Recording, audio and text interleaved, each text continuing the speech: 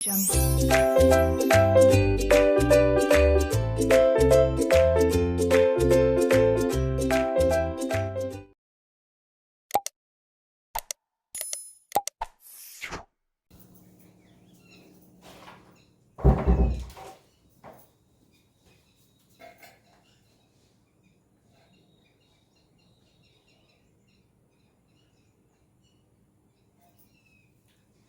hello everyone and welcome back to my channel named Learning to Learn. So आज हम करेंगे cost of डेब्ट capital.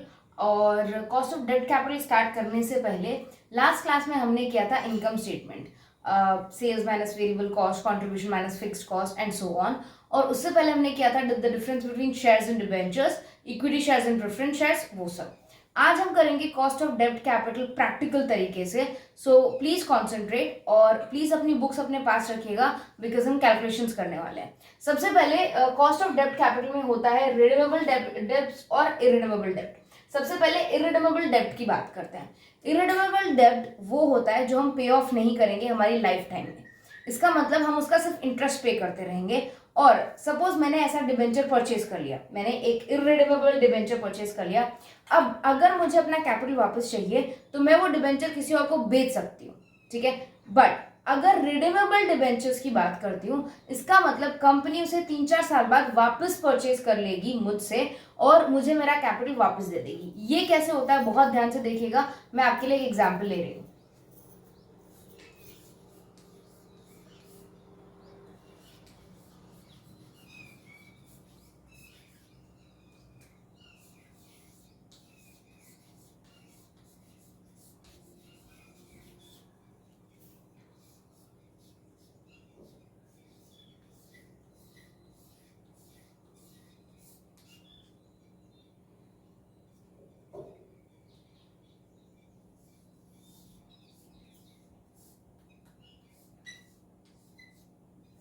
Okay, सो मैंने example लिया है। अगर मैंने रिडीमेबल डिबेंचर्स परचेज किए of ₹5 lakh at the rate 10% पर annum after redeemable at par for 5 years।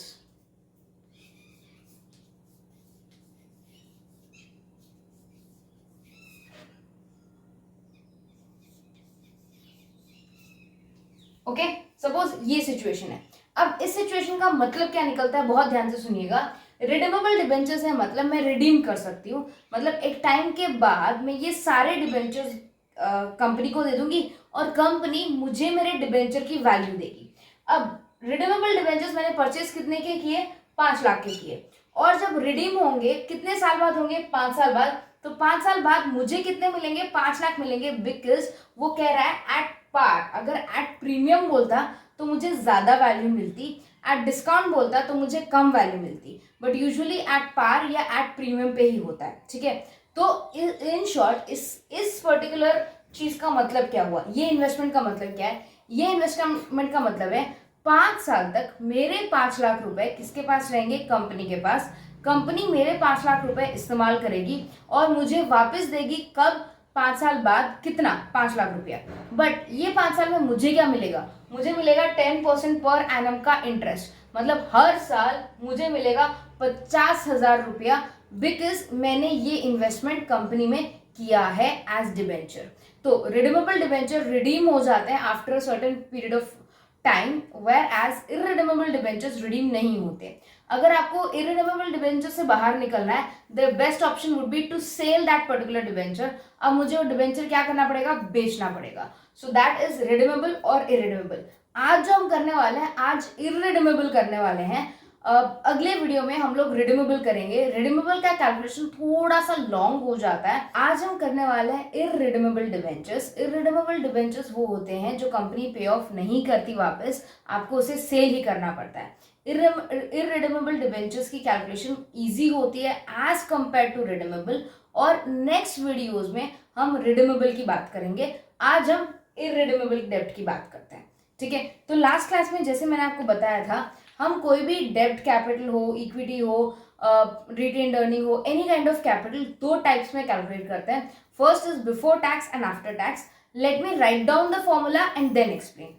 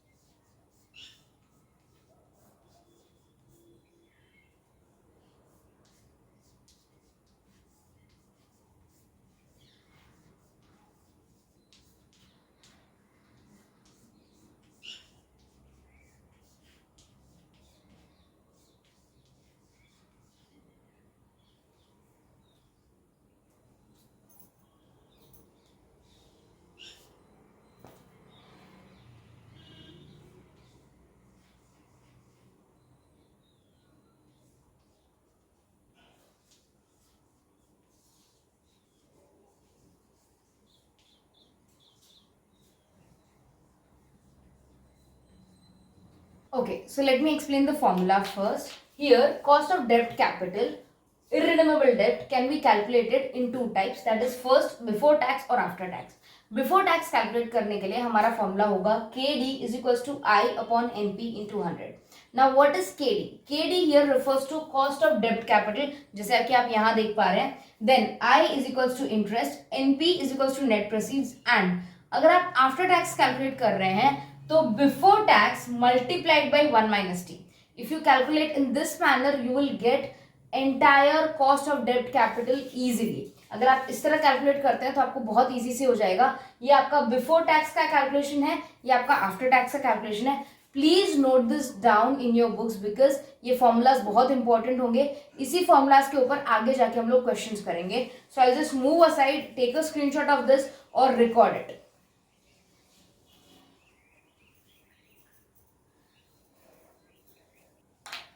Okay, so here are question board पे XYZ company took a loan of rupees 1 lakh at 15% per annum.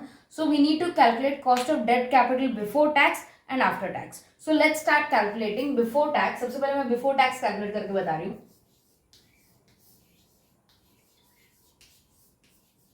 Before tax के लिए formula हो जाता है हमारे पास KD is equals to I upon net proceeds multiplied by 100. Yes ठीक है. तो यहां पर मैं सिंपली ले सकती हूं कि इंटरेस्ट है 15%. ठीक है, तो इंटरेस्ट आएगा 15% of 1 lakh rupees. Correct.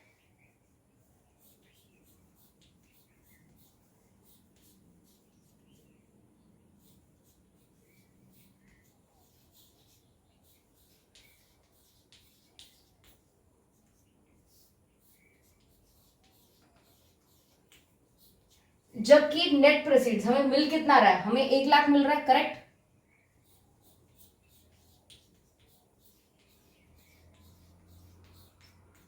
Okay, so now मेरे पास सारी वैल्यूज है. मेरे पास इंटरेस्ट है 15,000, नेट प्रोसीड्स है 1 लाख. और अब अगर मैं कैलकुलेट करूं बिफोर टैक्स तो क्या आएगा? KD is equals to I upon net proceeds into 100. I आ जाएगा 15,000, नेट प्रोसीड्स आ जाएगा 1 lakh multiplied by 100. So ultimately 15,000 upon 1 lakh multiplied by 100. So it will come down to 15%. जो हमारा ओरिजिनल कॉस्ट था वही कॉस्ट है. ओरिजिनल कॉस्ट ही क्यों आ रहा है? क्योंकि हमें और एडिशनल कुछ नहीं पे करना पड़ रहा, यही हमारे लिए कॉस्ट है. बट अगर यही चीज बिफोर टैक्स है, आफ्टर टैक्स लूं तो इसका आंसर अलग आएगा. ऑफकोर्स क्वेश्चन में टैक्स रेट नहीं दे रखा है. यूजुअली क्वेश्चन में टैक्स रेट दे रखा होता है तो अच्छा होता है. नहीं दे रखा है तो हम अज्यूम करेंगे 50%. कितना अज्यूम कर रहे हैं हम लोग यहाँ पर? 50%.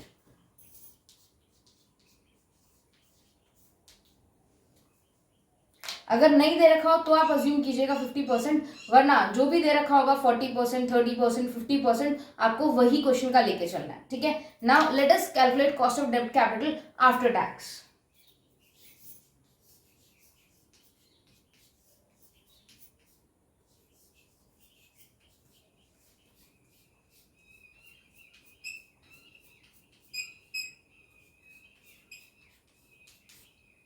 ओके, तो फॉर्मूला के हिसाब से हो गया KD is equal to I upon net proceeds into 100 multiplied by 1 minus T. ठीक है, तो हम ये वाला पोर्शन तो कैलकुलेट कर ही चुके हैं. आई अपॉन नेट प्रोसीड्स इनटू 100, ये पर्टिकुलर पोर्शन हम यहाँ पर कैलकुलेट कर ही चुके हैं. That is 15%. So I can take it directly और else I can go with the long वे.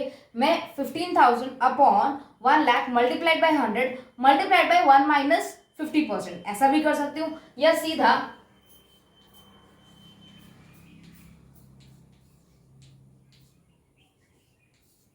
क्योंकि ये 50% में, इसलिए मैं 0.5 ले रही हूं. सो 15 मल्टीप्लाइड बाई 1 माइनस 0.5 और 15 multiplied by 0.5, it comes down to 7.5%.